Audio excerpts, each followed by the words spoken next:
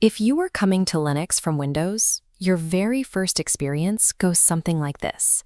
You open the file manager to look around, and suddenly you realize the C drive is completely missing. Instead of the familiar storage drives you've known for years, you are staring at a list of strange folders with names like bin, etc., and var. To make sense of this, we have to let go of the way Windows does things. Linux does not divide your storage into separate islands.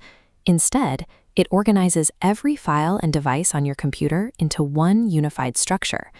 This blueprint shows how everything begins from a single foundational point. We call it the root directory, and it is represented by just one character, a /. When we look inside that starting point, we see all those folders branching off the main foundation. These folders follow a logical blueprint, where each directory serves a specific category of the system's needs.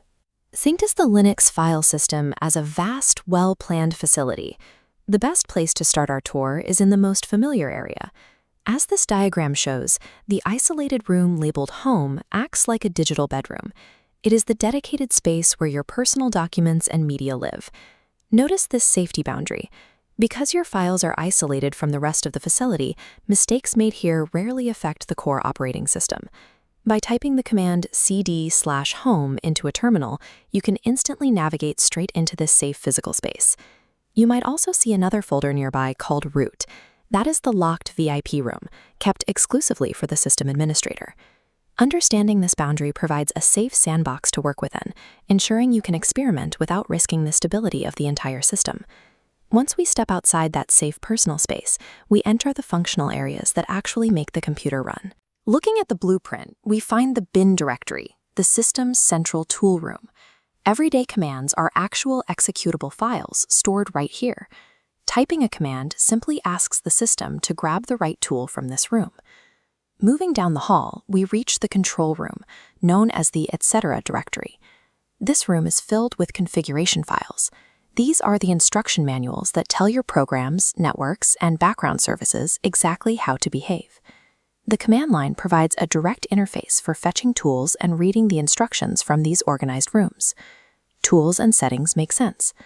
But our facility also has a wing of mysterious rooms that do not behave like normal folders at all. First is the dev directory, the hardware loading dock. In Linux, physical devices like your mouse, keyboard, and hard drives appear here as files. This dynamic section of the diagram represents proc, acting as the live dashboard, providing real-time data on your CPU and memory usage. These files don't take up any hard drive space. They are generated on the fly, constantly refreshing to show what is happening right this very second.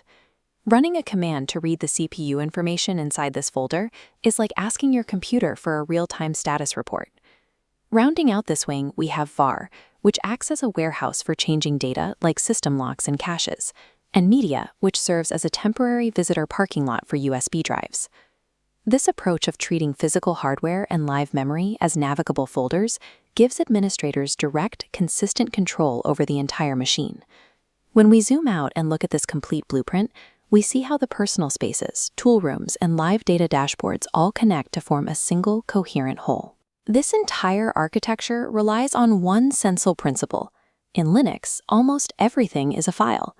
By using one consistent communication method everywhere, developers avoid having to invent different systems to talk to hardware, configure software, or monitor memory. Those initial folder names from the beginning of the tour now have clear context and purpose. Now that you have a mental map of the system, you can open a terminal, type ls/, and navigate these directories with confidence. Once you recognize the structural logic, the system becomes a predictable and navigable workspace.